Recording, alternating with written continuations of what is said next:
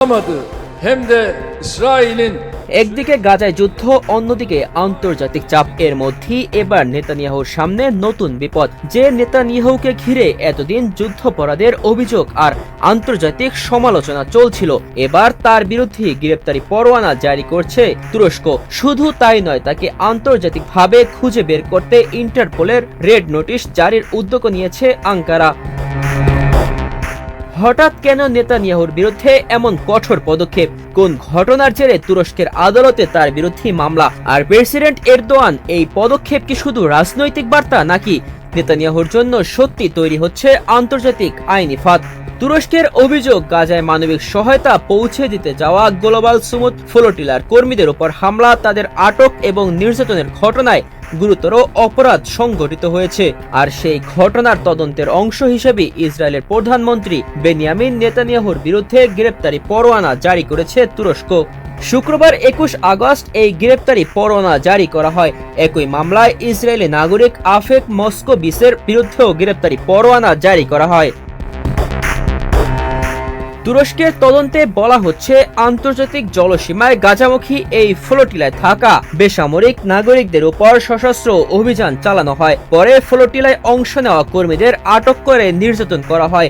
এই ঘটনায় গণহত্যা, মানবতা বিরোধী অপরাধের পাশাপাশি গুরুতরভাবে স্বাধীনতা হরণ, ইচ্ছাকৃতভাবে আহত করা, নির্যাতন, সম্পদের ক্ষতি সাধন, ছিনতাই এবং পরিবহন যান ছিনতাইয়ের মতো অভিযোগও আনা হয়েছে। তুরস্কের বিচারমন্ত্রী আকিন গুরলেক জানিয়েছেন, আসামিদের বিরুদ্ধে বিচারিক কার্যক্রম চলমান রয়েছে এবং প্রয়োজনীয় সব আইনি পদক্ষেপ চালিয়ে যাবে তুরস্ক। আর এখানে ঘটনাটি আরো গুরুত্বপূর্ণ হয়ে উঠছে। নেতানিয়াহু ও মস্কোভিচের বিরুদ্ধে ইন্টারপোলের রেড নোটিশ জারির জন্য প্রয়োজনীয় উদ্যোগ নিতে তুরস্কের স্বরাষ্ট্র মন্ত্রণালয়কেও বলা হচ্ছে। সংশ্লিষ্ট নথিপত্র পাঠানো হয়েছে পররাষ্ট্র মন্ত্রণালয়। অর্থাৎ বিষয়টি এখন শুধু তুরস্কের আদালতের মধ্যে সীমাবদ্ধ রাখছে না আঙ্কারা, আন্তর্জাতিক পর্যায়েও এর আইনি প্রভাব তৈরির চেষ্টা চলছে। এদিকে নেতানিয়াহুকে ঘিরে তুরস্কের ক্ষোভ শুধু আদালতের পদক্ষেপে সীমাবদ্ধ নয়। তুরস্কের প্রেসিডেন্ট রিসেপ তাইপ এরদোয়ানকে উদ্দেশ্য করে ইসরায়েলের প্রধানমন্ত্রী কার্যালয়ের করা মন্তব্যেরও তীব্র নিন্দা জানিয়েছে আঙ্কারা। তুরস্কের যোগাযোগ অধিদপ্তর বলছে, এসব মন্তব্য যুদ্ধাপরাধ ও মানবতা বিরোধী অপরাধের দায় থেকে মানুষের দৃষ্টি সরানোর উদ্দেশ্য করা ভিত্তিহীন আক্রমণ। আঙ্কারার দাবি, তুরস্ককে নতুন হুমকি হিসেবে তুলে ধরার চেষ্টা আসলে রাজনৈতিক কৌশলের অংশ।